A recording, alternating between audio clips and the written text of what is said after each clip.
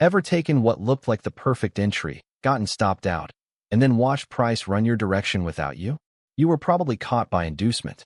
Inducement is the trap the market sets right before the real move. And once you see it, a whole category of frustrating losses starts to make sense. Inducement is bait. It's an obvious pocket of liquidity, a minor high or low that looks like a great entry, placed right in front of the level price is actually heading to. Smart money needs traders to commit early, so there's someone to take the other side of the real move. The inducement is how they get you to raise your hand first. So how do you tell them apart? The inducement is the obvious, early level everyone reacts to. The real zone usually sits a little deeper and is less crowded.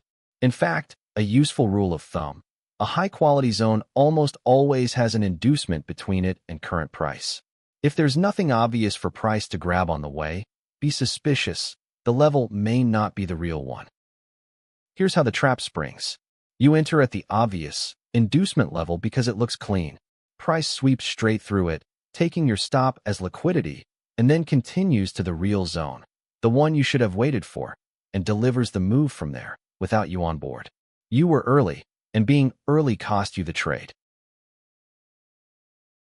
Prop challenge, or leveling up your own trading. Signal Deck tracks every trade in R with quant-level analytics.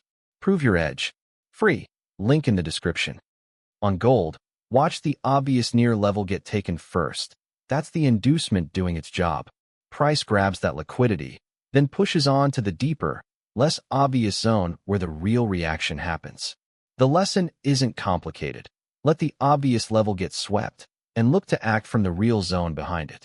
Patience is the edge here. So inducement is bait. Obvious liquidity placed in front of the real level to get you in early and stop you out.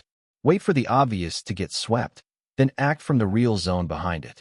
Next episode, we shift to market structure, break of structure versus change of character, and how they combine into an actual entry trigger. Subscribe and keep going.